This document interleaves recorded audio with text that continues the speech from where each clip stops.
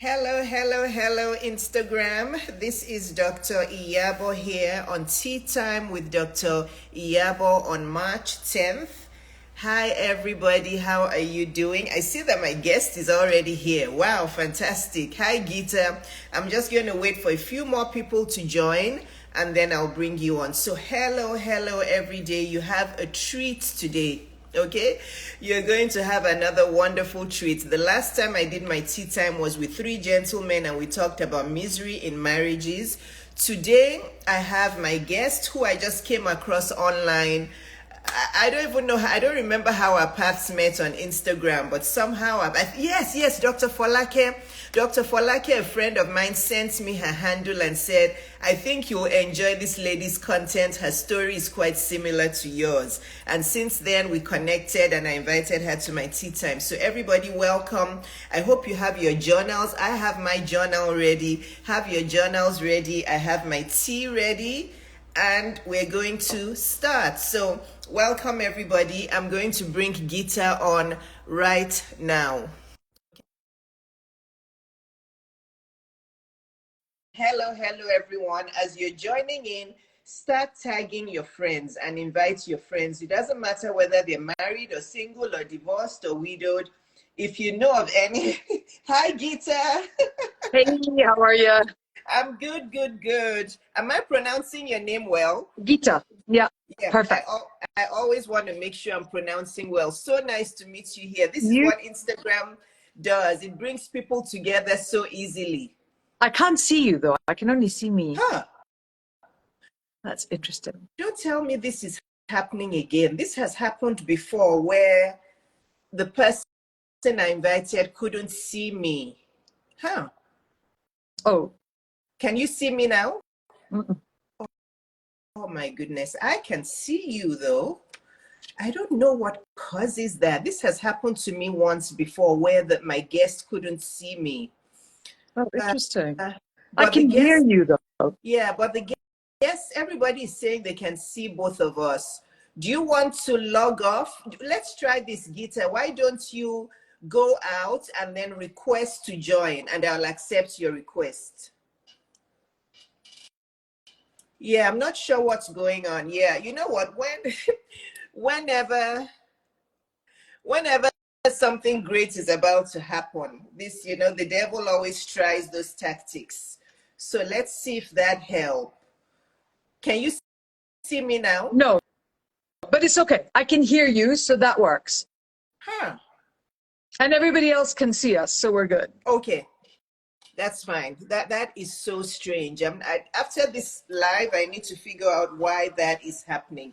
So everyone, can you tell us for sure that you can see both of us and hear both of us before we start talking? Can you see both of us and can you hear both of us? Okay? All right. Yeah, somebody says they think it's from your phone.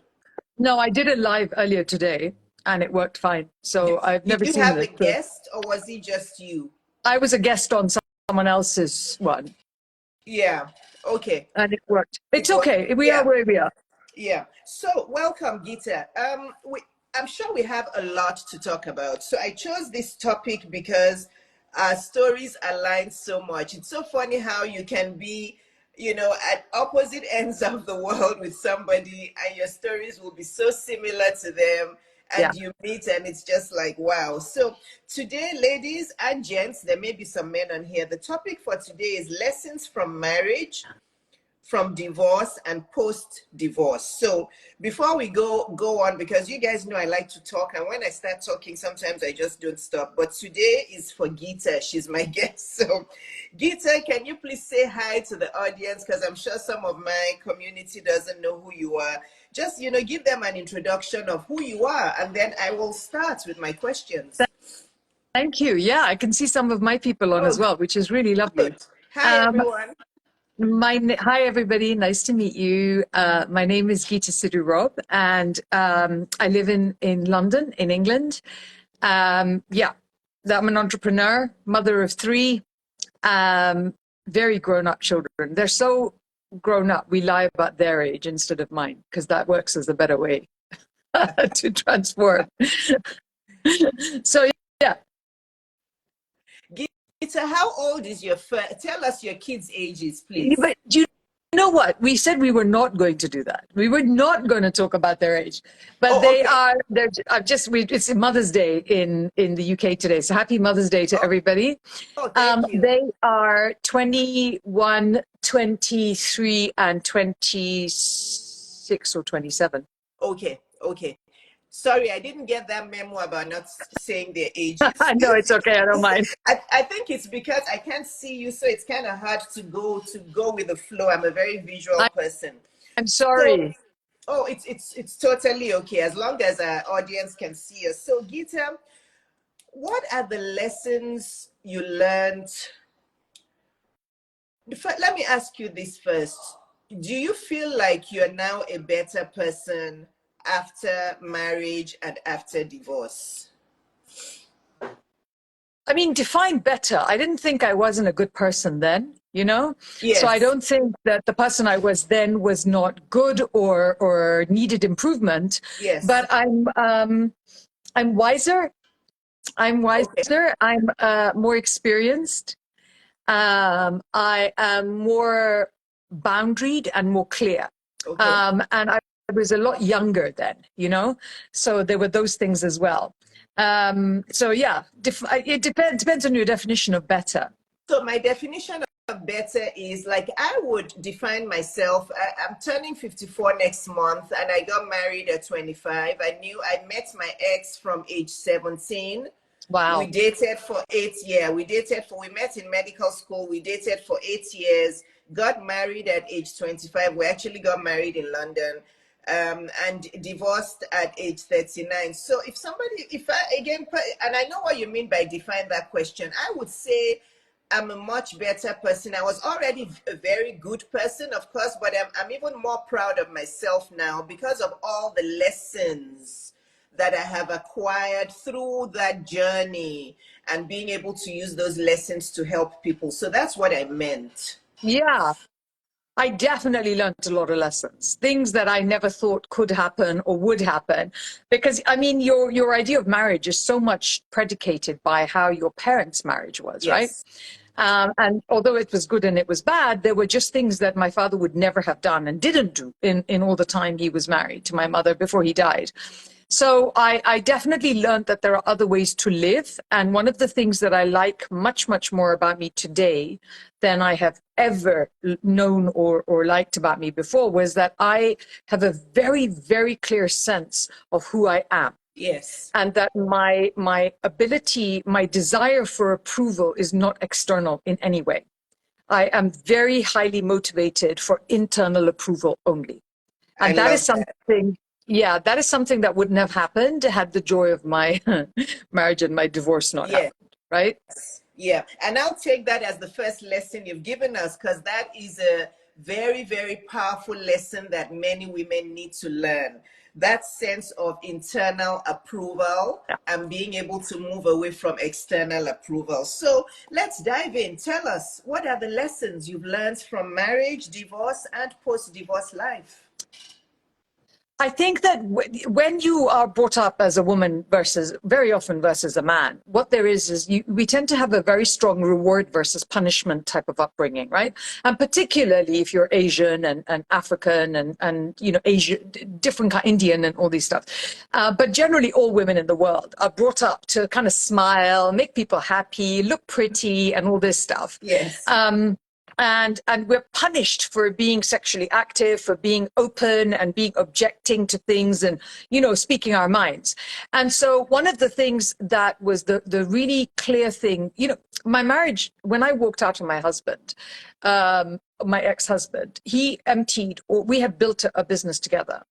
And it was a very successful business. And we were worth, you know, millions. And we had a big house and my own airplane and a home in Monaco. We had a lot. Yes. And when I walked out, I kind of assumed I would just get half or whatever I had contributed to, because why wouldn't I assume that? That's what I thought was going to happen. But, you know, and I was left with 3 children under the age of 7, and we were homeless, and we had nowhere to live, and we had nowhere to go. And my mother was very unhappy because she, you know, that thing when you leave money, Yeah. people are like, "Are you mad? Go back." Yes. And I'm like, actually, my value in my life and my children's lives is so much more than any money I'm ever gonna I have. love it. I You love know? it. And so I learned, I was always a fighter, I was always a warrior, but I learned that there was no limit to that ability to fight. And it's interesting because you know how, have you ever heard this? Any of you guys that are listening, do you ever have this feeling that all the things you went through in life, one day it all comes together and you think, this is why I learned those things? Yeah. Have you ever done that? Yes, yes, yeah, of Yeah, course. that's what happened. I sort of looked at all of this and I thought, okay, this is why I learned all those things. So I learned about myself that I was willing to fight for anything for the kids. Yes. I was unwilling to bow, to be submissive where it came to money. Mm. Because I remember my ex saying to me, you know, because the children were in very expensive schools. And he Yes. said, you know, if you would just come back, I'll take care of it all. And I was like, well, if you just gave me a gun, I would find things to do. And in Britain, that is a joke. Yeah. That is not, Yes, you know, we yes, don't yes. actually shoot people. Just American audience, we don't actually shoot them. We just, you know, wish we did Yeah. sometimes. Thank God for that. Yeah, exactly. Yeah, go ahead. Sorry, did I break your thought? Yeah, you were still No, talking no, about all no. the I lessons. just thought I'll keep talking over you. So I wanted you to be able to talk. Yeah, Yes. I learned that who I was the most important thing in the world. The amount of power I carry as a person was the most important thing in the world. And I am today a friend of mine said to me, you're going to one day look back and this terrible experience is the best thing that ever happened to you. And I really wanted to murder her, but it turned out to be true. Yes. That I am a very powerful woman. And I really like that about myself. I have a lot of respect for myself and I believe in myself. And all of those things definitely came through the lessons and the things I chose to do. And even more importantly, what I chose not to do or accept. Okay, so let me ask you this question. Of course, there are many women that would look at you and say to you, what? Gita, you must be out of your mind. You're leaving all this money behind. What? You know, you can just pretend. You know, women say things like that. In Nigeria, there are many women that will just say, you know, you can just pretend and you can just do this, you know, just live your life in the house and let him live his own life. And you can't just live like that. You know, all this money, there are many women that would want to trade places with you. Yeah. So I want you to talk about that a little bit more, because that actually drives a lot of women to remain in toxic marriages. The love of money, the love of status, the shame of being, you know, walking away from that house on the hills, and they're now living in a small apartment. They're too concerned about what the world is going to say to them. So can you give us some more words about that for women who may be in that situation now? So the first thing that's such a great question, right? And the first thing I'll say to that is, if you feel you can't leave, let me honor you for that. There is no way I want to make a decision on when you should and you shouldn't leave, because it is such a personal decision. Right. If you think you can live with what's happening to you, you should live with what's happening to you. Me, what happened is that he was violent. And I stayed and I stayed because I wanted the children to have the advantages in the life that, because I grew up in a family that had a lot of money. And I knew that gave me a very particular kind of education and life. And in this country, when you're paying for that education, that's how you're going to get a good education, right? Yes. So I wanted my children to have those advantages. And I hung in there and hung in there. But my son turned around to me one day and he said, you know, we have to leave. We can't stay because he's going to hurt us all. Oh And my he God. was, yeah, it was a terrible, terrible, you know, some of this thing you just block out and then you talk about it and it comes back. And he was 7, Yeah. and the youngest was 1, I think. So, because she was still in nappies. And you just then have to make a value. Then what do you do? What is it that you're living for? And my kids were the most important thing for me. They will still be, and they were then. And exactly, and somebody says the innocence of babes. Exactly, exactly, exactly. My son made me stop and look and think. And you know what it was? I remember saying to my son when he used to frighten me and I used to have to go and hide, and I would hide at night because it was safer to hide than you know, to be found and beaten. Oh, And I remember thinking, oh wow. So he would look, your husband would look for you in the house to try to beat you. Did he actually beat you, or was he just the threat? no, no, no, he did. Oh, Like he would come home at night drunk, and I would have to hide in the children's bathroom or somewhere, oh, and you have the door closed, and you're just breathing quietly. You know yeah. that thing where you think, I hope you don't find me. I'm so sorry, Gita. It's okay, babe. It's okay. It was such a long Yeah, time ago. And yeah, as we said, we're here yeah, now. And these yes, things happen so that we can become this version of who we are. yes, But it took me a very long time to be able to say those words. I only started being able to talk about this openly about 4 or 5 months ago. It's not something I yes. ever discussed. Um, and you know, and I remember when I said to my son, he's like, "Are you okay, Mama? Are you okay?" And I'm like, "Yeah, yeah, yeah, I'm fine." And I looked at this child and I thought, "Oh my God, you are going to grow up and not trust your instincts. You are going to think this is how women need to be treated. You are going to think this is normal. And so actually, this is wrong because I'm hurting you by staying." And then when he came up with that, he came to me and he said, "We really need to leave." I was like, "Yeah." So I did. Yeah.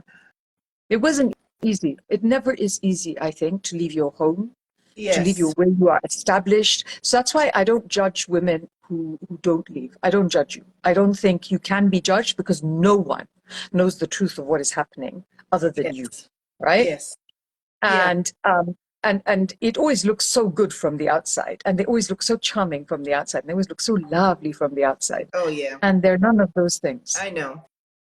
So I think when we're doing all of what we're doing now, the work you and I are doing, Gita, I don't think we do it because we have some kind of judgment in our hearts. I Yeah, think you and I, women who do this kind of work, I think we're doing our best to empower women and to show them what can happen on the other side of a bad marriage. I didn't have any violence in my marriage. I think maybe one day we were having an argument in the bathroom, and it's so funny. My daughters even remember that more than I do. I think he shoved me, and I did kind of fall. That was the only time he ever laid hands on me. My issue was my evil mother-in-law, yeah, who beat her son, and basically I was married to her. But I love a few things you said as you were talking this last time. You knew that you were hurting your kids by staying in the marriage. And yeah, that is so key. Ladies, if you're watching the replay or you're on here now, I want you to, because I say this all the time, because I've coached so many women, and the first thing they say is, "Oh, I'm staying because of the kids." And I keep telling them that you are hurting the kids by staying, because let me tell you, kids react in different ways. I have two daughters. They have opposite personalities. One is very outgoing, the other one is very introverted, and she keeps it all within. And she's the one who got hurt a lot, emotionally hurt from that marriage. And she was the older one, just like your son was telling you to leave. My 11-year-old daughter yelled at myself and my ex many times, and she would say, "You guys are always fighting. Myself and Moni are tired of your fighting. If you know you can't get along, just file for divorce and please be separate. We're tired of all this." Oh, she yelled at us so many times in the car, at home. She would tell us that if we couldn't get along, we needed to just end it. So I want you to talk. We've talked about the money part, how money really isn't everything. I want you to now talk about this lesson and to debunk this myth around that women staying in toxic women will stay in violent marriages, in cheating marriages, and deceive themselves that they're staying yeah, because of the kids. Let's talk yeah. about that. So So before that, it's such a brilliant thing to talk about, right? But the first thing before we move on, I think Yes, that I wouldn't stay for money, but I was very clear that I was making my own money and that I yes, didn't need him in order to have yes. money. And And I'm so applauding. Yes. thank you, And because money tell is, us your background, Gita. What's you are an attorney, a lawyer, accountant? I Tell us your background. I was a lawyer and I grew up in a very wealthy Indian family, Yes. and I was an entrepreneur, and then ultimately I then became an entrepreneur because I needed to find a way to work from home because my son was not very well when he was young. So I couldn't work very far from Okay. home. But I just want to say that we as women, we don't talk a lot about money. We can often, like a lot of, like you met me through that post I did on Instagram, and Yes. people were saying, "Oh, well, I bet it was his money," and I was like, you know what? Why don't you just get lost? Why do you assume? Do you know Oh, what I mean? Stop being I stupid. love you, Why Gita. are You're blunt like me. I love it. We why have are so many you similarities. assuming that if the woman there was money somewhere, that the woman is the gold digger? Shame on you. Do you know what I mean? I worked very bloody hard for that money. It was my money too, Yes. right? Oh But my when you're God. looking at 15 things over here and running about the kids and doing this, you don't always, you can't keep all the balls floating. It's not your job. You're in a marriage. It's supposed to be a partnership. So first I of all, know. screw that idea. And Secondly, and I'm pretty sure it's been women saying that to you, right? yes, a Yes. 100%. And I kind of bless them, and I pass them Yes. along, because I did one post on it where I was like, you all assume I married rich. And let me just kick that to the curb, because that's utter crap. Yes. And then somebody else said, you brought your value that you brought to the table was that you are beautiful. I'm like, thank you so much for thinking that that's what I would sell. Turns out that wasn't what I was selling, but still very kind of you to come from that place. I mean, this stuff is so stupid. It just makes me Oh laugh. It's yeah. such a Oh, trope. there's a lot of ignorance out there in the world. Well, It's so it's sad. just to put women Yes. down, and we just use women's disapproval to control other women. So get lost and find somebody else to attack, Oh, because I'm not interested it's in that at another all. reason why I love you. You just say it as it is. That's me. Such rubbish, honestly. Now, in terms of the kids, the one I'm thing that I laughing learned, because I see myself in you. good, She's we're in like, get good lost. company. The thing with Good. the children, I mean, it's very true. I have very low tolerance for this sort of stuff, Me because I too. remember that when I walked out on him, everybody wanted me to then disappear. And they wanted me to go live in some poor part and do something. And I was like, get lost. My job is not to make you happy. My job Oh, is not to disappear. And then the other thing, women think you're going to run with their husband. I'm like, babe, if I was running with your husband, I'd have run with him before. oh, I don't oh need my your God. permission. Do you know what I mean? Oh, Why would you think I want your fat, ugly husband? I had my own fat, ugly husband to worry about. I don't need yours. Gita, you're my Indian sister from different parents. Let me tell you. Everything you're saying happened to me. Oh, yes. All of the Nigerian husbands told their wives not to be friends with me anymore because they were all scared that, oh, this beautiful woman, she's going to teach our wives how to divorce us. Oh, I became sort of an outcast. Oh, there's still one 100%. particular. Overnight. Oh, Overnight. there's still one today that I'm so disappointed in. She knows herself. She's a doctor. She and her husband are doctors. And her husband told her to avoid me. And she avoided me. I was meant to meet with her in London, and we had planned to go for lunch, but because I was newly divorced, she found some excuse not to come. And I'm You're like, oh wow. better off. You're better Yes, off, honestly. yes, yes, But this yes. this whole I don't know if the husbands were saying it. To me, it was the women. Like, oh, we're having this dinner party, but I'm so sorry, but it's all couples. And I'm just like, bite me. I don't even want you and your couples. Stupid. No, and then they'll reach out. Then you become successful. Then you achieve things. Then they reach out. And I'm like, babe, I remember your stupid ass face. And actually, you and your couples should go hang where you and your couples go. I don't have time for you. And we're not making time. I'm happy to forgive you, but boy, you better believe I'm not Oh forgetting yeah. you. I'm not forgetting you. I've forgiven all of them. I've forgiven all of them, but for me, I won't forget. I know who my friends are. Yes. Yes. And my Yeah. friend group is very, very small. And that's Oh, the way it's meant to be. 100% women need to support women more. My job, I think, now when I look at it, I think we need to make women's approval vitally necessary. I'm not more Nigerian than Indian, but I am African. I'm from Malawi. So me, I'm a proper African Indian, and I have all that in the gene pool. even the way she just said that sentence, me. That's how we Yeah. start talking in me. Me, I'm not. That's how we talk as well. It's because that's where we're coming from, the same place. I nearly said Buana, and then I was like, oh, okay, we're on Instagram. Let's not do that. We're having fun and learning at the same time. Okay, tell me about the kids and mothers using the kids as an excuse. You know, it's such a sad thing, because that hurts me. That breaks my heart, because I said this actually, and so many of you, thousands of you, have written to me about this. I just don't know that my kids, in their hearts, somewhere ever forgave me because I was the one that disrupted their life, you know, and I was so young as well, but I'm the one that disrupted their life. I'm the one that took them away. And only the elder ones really properly remember the pain it was and how terrible it was. And it's, you can hear it even in my voice. I have so many unshed tears over the pain that my poor children went through this process, and they were wonderful and they were good and they were great. And then as they got older and they started to feel safer, kind of the wheels came off a bit, you know. And it's their lives, and I don't really want to go into detail because they're grown people, and you know it's easy enough to see who the kids are, so let me not talk about them like that. But I think that so many children have written to me. There's been a couple of comments here, and they were like, my mother never left and it destroyed my life. My mother never left and it was the terrible thing to do. My mother never left, and watching her every day in pain. You know, I think that as kids, when you can't stop your mother being hurt, it is a terrible, terrible thing, you know? And there's somebody saying divorce in Africa is not easy because it's a man's world. I don't know which world you live in, but allow me to assure you, England is also a man's world. So is America. So is France. It's the whole world. So is Australia.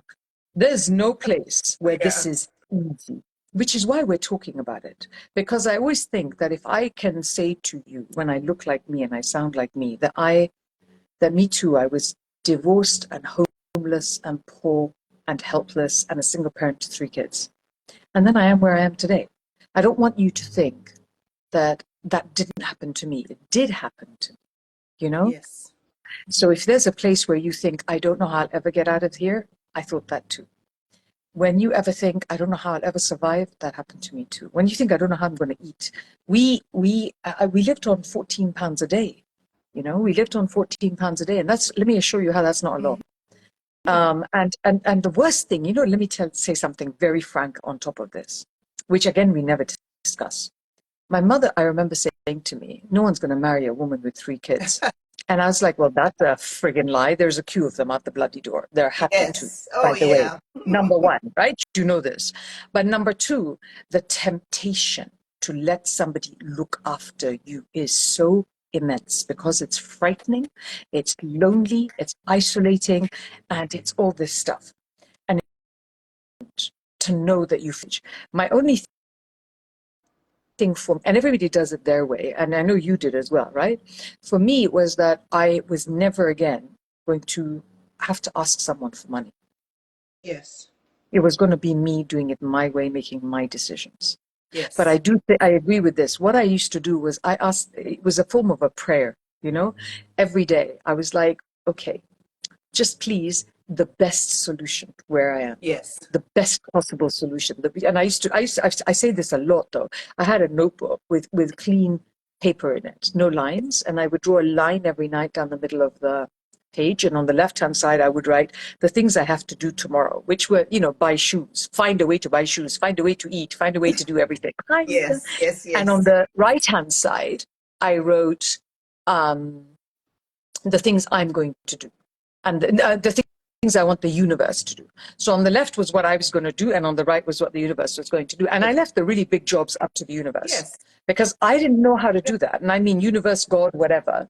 You know, and I'm Sikh, so I'm very religious as well. But I was like, there are things I don't know how to do. And let me tell you something very liberating. You are not meant to know how to do all of it. Yes. You are meant to take that one step in front, and then the next step, and then the next step, and then God comes and joins you on the way. Oh, Gita, say this again because this is powerful. This is powerful. Women are always wanting to get the whole puzzle all together, done and completed before they make a move. Say it again because this is going to change many women's lives when they watch this replay. Say it again, Gita. What if you just did what you thought you had to do to be safe and strong and alive, and thought, I don't know what the 4th step is. What I'm going to do is I'm going to make the 1st step, and then after that I'll see the 2nd step, and after that, I'll do the 3rd step. You aren't meant to know because you don't know. Because the joy of not knowing is that the most beautiful, amazing things can come into your life that you didn't know were possible, you know? And having that is a form of belief. You know, I would think about it this way. Every time I would think, I don't know what I'm going to do, I would look at a dog and I would think, you know what, when this dog gives birth, it always gives birth to another dog. When that tree grows, it grows with the same flowers every time. How does it know? How does it know? because there's some intelligence somewhere that's keeping order. Why would that intelligence overlook you for your part? Whew. Why? I'm getting goosebumps. I'm Yeah. getting goosebumps because I this had is to so believe that I true. mattered. Yes. I had to, this is the hardest thing for all women. I had to believe that I mattered. Whew. And let me tell you, I didn't believe that. I believed that my children mattered. So I was willing to do it for them until I caught up with the fact that I also mattered. Yes. Yeah. Oh my gosh, you are going to change so many lives with what you just said, with the one step. And that is a principle that applies to every aspect of our lives, Gita. Isn't that true? 100%. In business, in finances, in health, in everything. You cannot know everything, how it's all going to turn out. You just have to take the first step. It's like if I say, oh, I want to try to lose this 30-40 pounds or whatnot. Okay, let me clean out my pantry today. Let me get rid of the processed foods and let me stop drinking soda today. At least let me do that today. I don't need to Just think. one small Just change, one one small small change change. And every then day. as you start to see the benefits and how your life is gradually and slowly getting better, then you can take the next step. So women, I'm telling you, if you're watching the replay, rewind, go back and listen to what Gita said, write it in your journal, meditate on it, pray about it. And I'm telling you, you will find that all of you who come to my DM and you're like, but Dr. Iyabo, how am I going to find the strength? Did you do it? It's because you're a doctor. It's because you're this. And I'm like, no, my dad actually gave me the strength. For me, I owe my courage to living my divorce. I owe it to my dad. May his soul continue to rest in peace. My dad looked at me one day after I'd been having suicidal ideations, calling them and screaming in Nigeria that I just wanted to end it all, and something was telling me to pick up a knife. And my mom was crying and saying, just hide all the knives and start cooking with your kids' plastic knives. And my dad called me one day and he said, Iyabo, enough is enough. Find the best lawyer in town, file for divorce. It's enough. And of course, you know, my mom, female's emotional, and she's crying and she's saying, but what about the kids? It's not good for the kids. And my dad said, don't listen to her, just do this. So he gave me the strength to do it. And I didn't know what was going to happen, but I knew that I had the faith from God, and I knew I had the strength from my parents. So that's so powerful. I want to ask you a question, Gita, that I've been meaning to ask you even before this live, and even you mentioned it again now. You said you left with your children. So, and I know this is a personal question. If you'd rather not answer it, I totally will respect that. But does he see the kids? Because, well, for me, my ex doesn't see the kids. He's totally irresponsible. And if he's watching this, he doesn't see the kids. But when you left with your young children, what was his reaction? I mean, he saw them for a while. Like the kids didn't want to go see him because they were afraid of him. So, and he's 6'4", 6'5". I mean, he had like a hand like this big, because it hits the side of your face. His hand Yeah. was big. So they didn't really want to see him, and that was really hard. But got he got a court order attached to a police request that said that I had to deliver. Man's an idiot. That I had to deliver the children to the nearest police station so he could pick them up from that. Oh, no, that's good for the kids. Oh yeah, that was just fabulous. The kids really loved that crap. Not. So, he just built that up and built that up. And it was a really, I'm laughing now, but it was the most unpleasant thing to give your babies to a person, as so many women Oh, know this, oh to no. a person that does not deserve them, doesn't honor them, doesn't respect them, doesn't look after them. And we were having a joke now, and my daughter was drinking Red Bull. I'm like, ew, we're so healthy in my house because I run a health business. We don't, there's no sodas. In my house you can get, well, there's always vodka somewhere, to be fair. Not that we drink it every day, but it's there. But there's no sodas. We don't do, Yeah, I don't have that in my house. And she's like, I'm yeah, we drinking don't Red Bull, do but I that. Yeah. learned that when I was young. And I'm like, what do you mean? Like horrified. She goes, oh yeah, when we played tennis with Dada, after tennis, he always gave us Red Bull for energy. And I'm like, Oh there my was God. there was just a part of my brain, that brain fart where you think, oh my God, I can't even think about that. So they kept seeing him until they could make choices, because they didn't want to hurt, because me as well, because he had this court order. So when my eldest one turned 11, he refused. He said, no, I'm not going back again. Mm-hmm. And he went to protect the girls. And then they haven't spoken to him now for a very long time. Okay.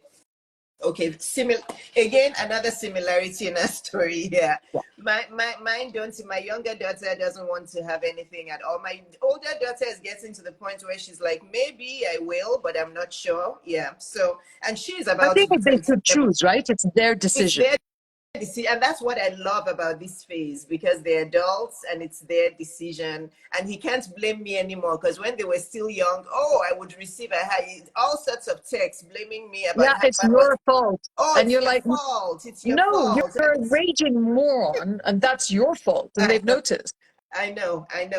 So, I want to talk a little bit about the physical abuse. And I know that that's probably not pleasant for you, but I get tons and tons and tons of horrific pictures from African women showing me all of their bruises. And I've cried tears. I've been angry in this house. And I just don't understand. And these women are like, but Dr. Iyabo, don't you think he'll change? Some are still there with their, they've had black eyes over and over. They've sent me pictures of their kitchen where the guy has, emptied a whole pot of stew that they were cooking, and he was so angry, he emptied it all, on the floor. He's broken things, and some are still there. Some are being beaten up while pregnant. What goes on in a woman's mind when she stays with a man who does this to her?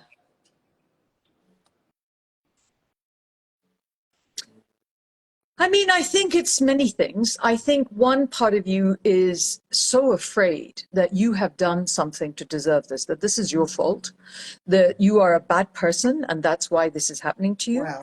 And because of that, if you move out, it'll just be the same, right? So if I leave from here to go somewhere else, it'll just be the same.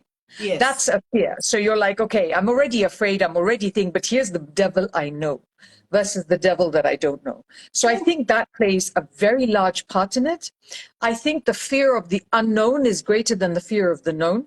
Mm-hmm. I think that the way society controls, you have to think of it this way. When a man beats you and you stay in his home, this did not start today. This started when you were 3 years old. When you were 3 years old and someone said to you, sweetie, smile.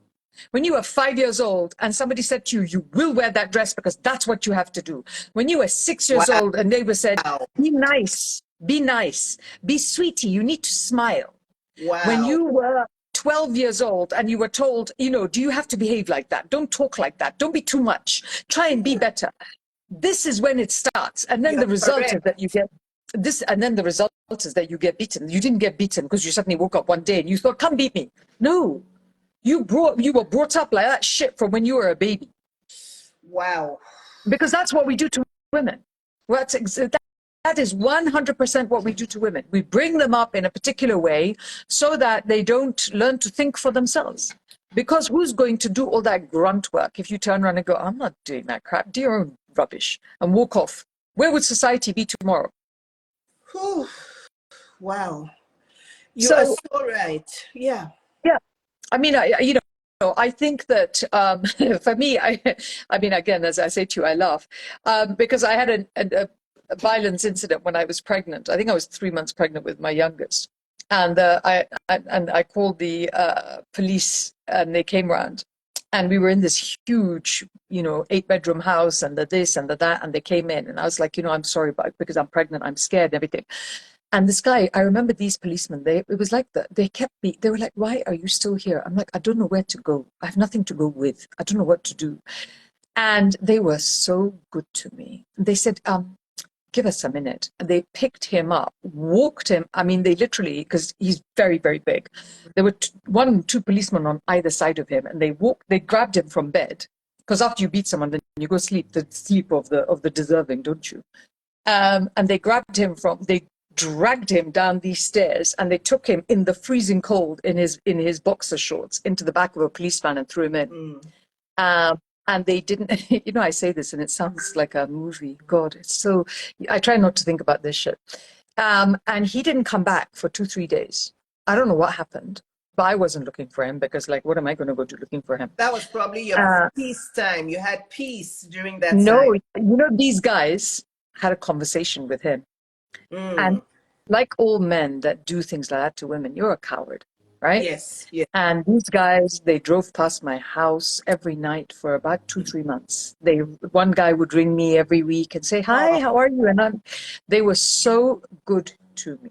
how nice. Um, well, I had no one else, right? I Yes. had nobody else to turn to. And they were really good to me. They really helped me. So then whatever else was Yeah. happening, that never happened again. Then the rest of that year before we left, at least physically, Hmm.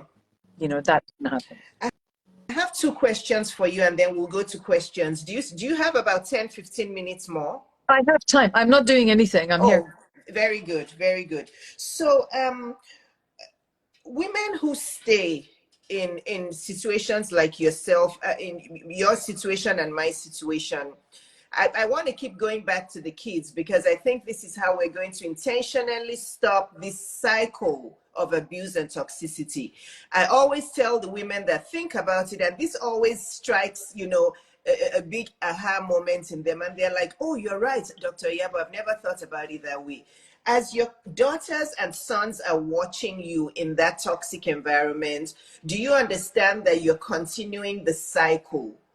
You may think that you're helping them, but you're actually continuing the cycle. So a son who is seeing his mother being cheated on is going to think that's the right thing to do. He's going to leave that, become an adult, and probably, I'm not saying 100%, probably start cheating as well.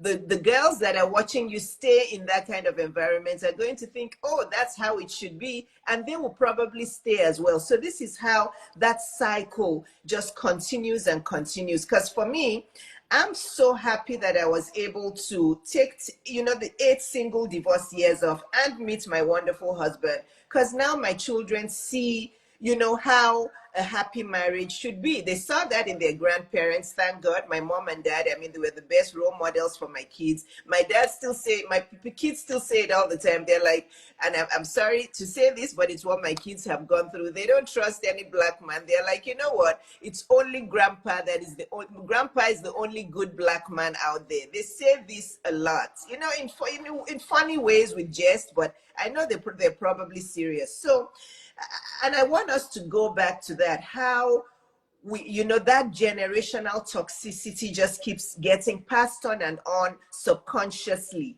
and we don't even know that that's what we're doing. I think so. I do think that what I like about this young generation is, and I love this, is they are so much more aware. They have so Yes, much more information. Like my daughters, we just had International Women's Day, and my inspiration icons for Women's Day were my two daughters, yes, because I look at the way that they behave and the way that they are, and I think, and one of my daughters is in a long term. Two of my kids are, but one of my daughters in a long-term stable relationship. And I look at this and we have the most interesting conversations that we would never have had. yes. Like I would love to see that man try and raise a hand to her. It just, I would pay to sit on that side Yeah, and watch that yeah, yeah. because, like they watch you and everything you go through, everything. They don't do what you do. They say they do what you do. That Yes. Say is that it. You just again, need, Gita. you, Oh my gosh. Say yeah, that again, my sister. you just need to understand that your kids do what you do. They don't do what you say. It doesn't matter what you say and how you say it. They do what you do. They repeat what you do. Finished. So if those are the things that you want your kids to have, then those are the things that you want your kids to have. And if you are going to live a life in which you have no self-respect and no status in your own home and no love, then the children, I made myself a better person because I wanted my kids to respect the person that I was. Because Amen. I did not, I didn't think that they should see their mother as being a woman that didn't deserve love, that didn't deserve respect, that didn't deserve safety in her own home. You know? And that's what I wanted for my kids. So when you look at your children, and you are doing this, all these people that you say, Dr. Iyabo, that have reached out to you, when you think of your children, do you want your children to think that you deserve the behavior you are getting? If that's what you want, then that is like, now I want my children to see this is the behavior I deserve. Like now when my children say, oh, I wasn't sure what to do, so I thought, my gosh, what would mama do? Yeah. I'm like, thank you, God, that one. Right? Yes. Because Yes. that's what, that they will do what you do. They will not do what you say. And all this work that you're doing now, do you know how proud your kids are of you? I can tell you for sure. I don't know your kids, but I can tell you that they are proud of you, because I know that my kids watch everything I do. They don't comment, they don't, but they watch. They don't even, we don't even talk about it when we're together and doing stuff. They just let me do my thing, but I can tell from their actions that they're watching me, because they're emulating a lot of what I'm doing. When I went to Until visit my daughter in New York the other day and I saw her hard work and how much she's grown, I'm telling you, my heart was just so warm, and I'm like, wow, she is a clone of me. And she doesn't tell me anything, she does, but I can tell her, even my husband was like, wow, Rennie has come a long way. So they are proud of you, Gita. thank Um, you. there's a couple things I want to say, that I We're all good that I, hustlers, you know. sorry. I said we're all good hustlers. Yes. Oh, yeah, we are. And I want to say this so that women will understand this and this truth. Okay, I'm married to an Englishman.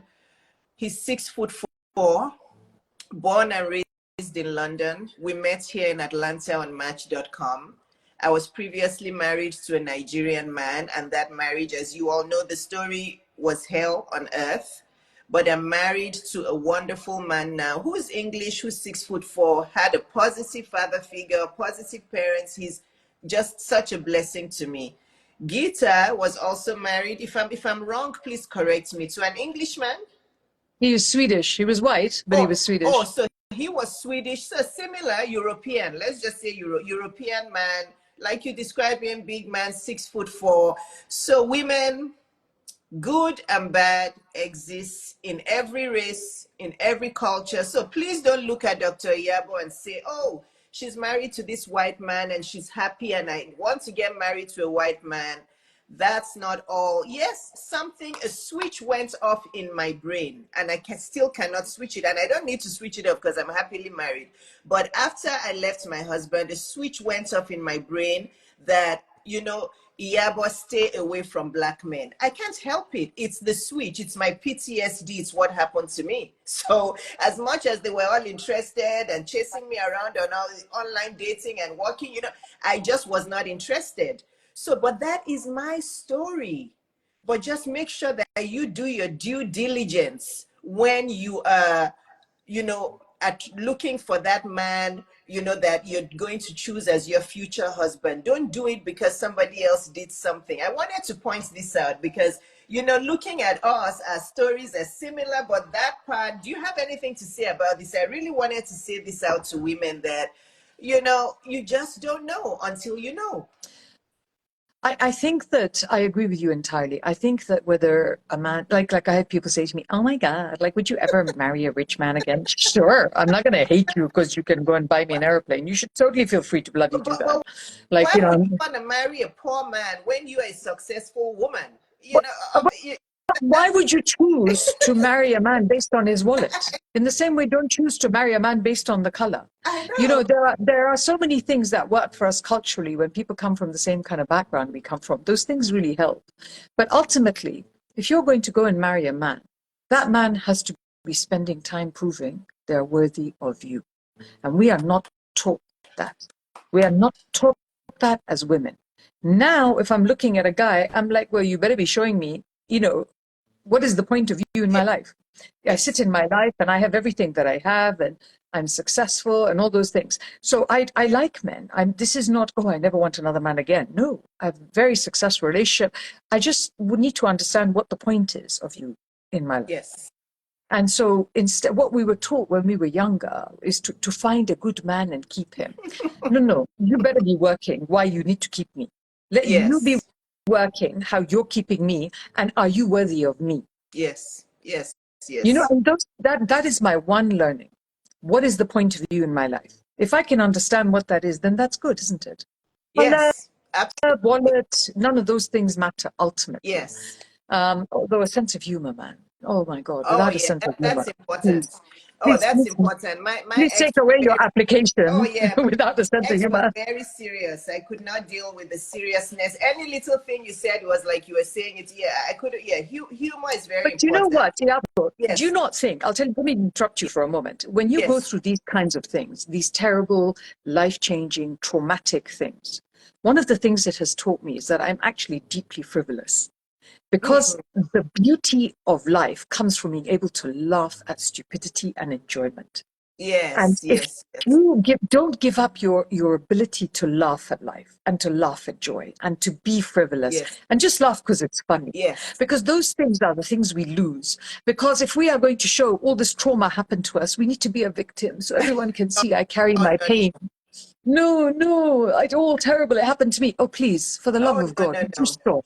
No, no, yeah, and that's why we need to start sharing a story when we feel that we're emotionally ready. Some people start to share their story when they're still bitter, and I gave a woman many years ago this advice when she wrote her book, and she asked me, and she may watch this replay. She asked me to read part of her book, and I read it, and I said, I don't think you should publish this book because it may have a negative effect. I said, I don't know you. I'm reading this book, and all I can see from this book is that you're still bitter. And it's going to have a negative effect because women are going to think, oh, she's so bitter, she's so unhappy. I said, it's not yet time to write this book. Write Oh, it later when you're healed. 100, let me please repeat that, because how amazing is that what you just said? And by the way, Yes, if it was 5, 10 years ago and you are still bitter, bruv, do some work. Really do yes, some work. yes, Because 10 years down the line, I really see that you have 5 years and you are struggling. I really see that. But the point of being wounded and being hurt is to then take that wisdom and transmute that into a different sense of version of yourself. yes, It is not to hold on to that pain and that bitterness and that anger for the rest of your life. Because who are you hurting? yes. Only yourself. Yeah, exactly.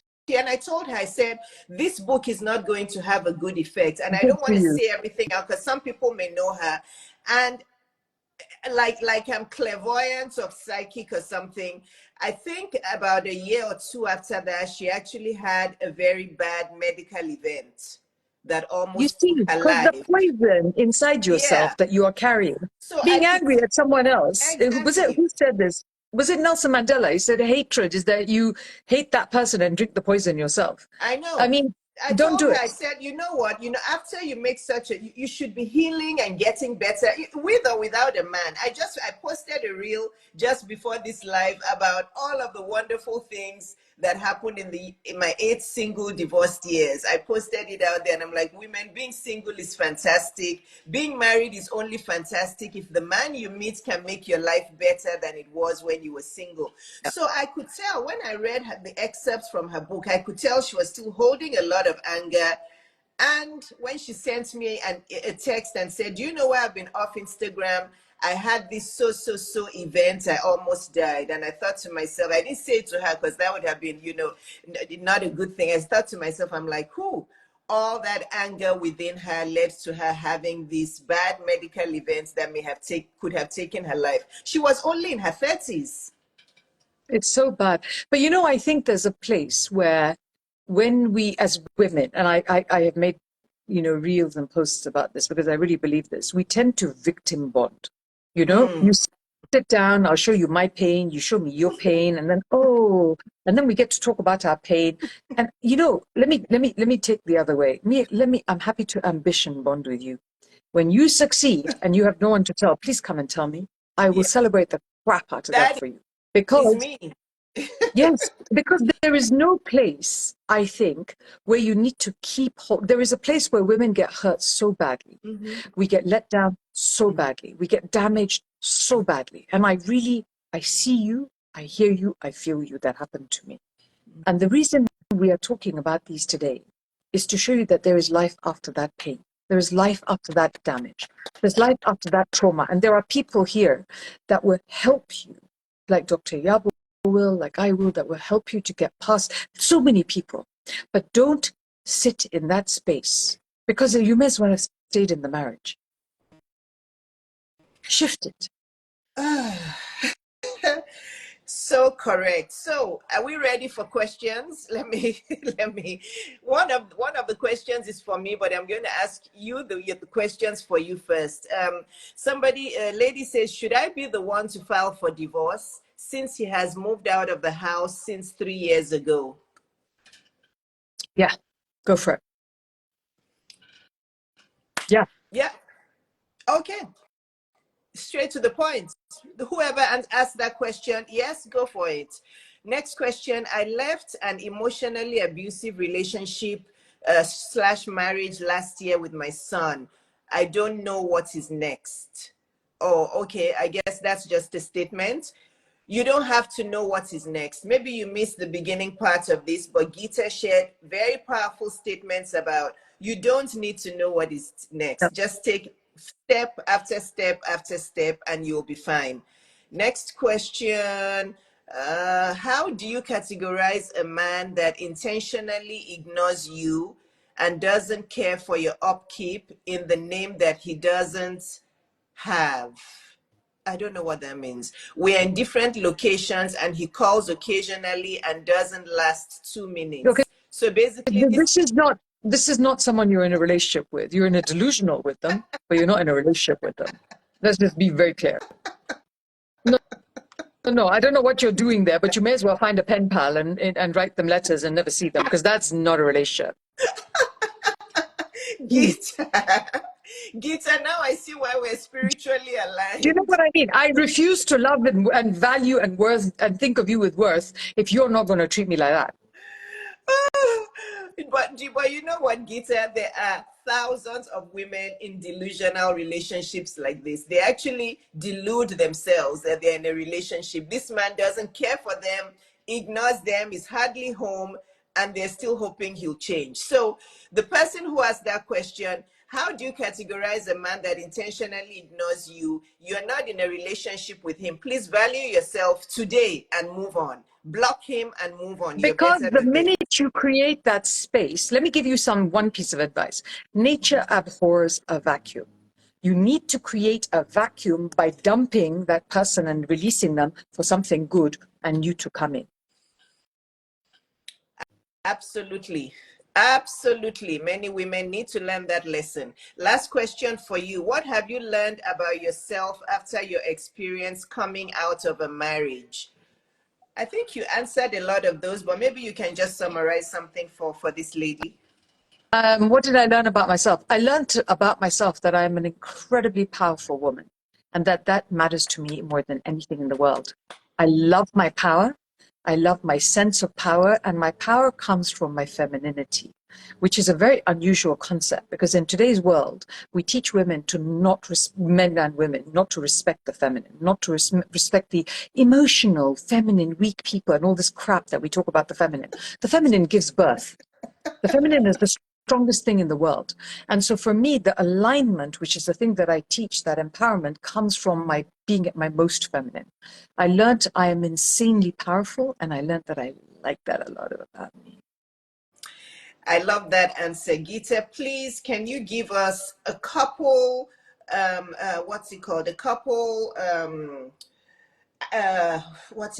action related steps that women can begin to make to become more feminine? Because I think many women are still confused about what femininity means. They think it's weakness. They think it's, succumbing to a man's demands. They think it's just being quiet and not saying what they need. What are some actions that women can start to make today to make them more feminine? Just quickly, 1 or 2 minutes. It's just that it's not even an action, Dr. Iyabo. Okay. It's a mindset. The thing about being feminine is that you've got to be able to receive. It is about being able to receive. It is about being able to be who you are. And it's about being able to understand that you have a seminal, important, most basic role in the entire world.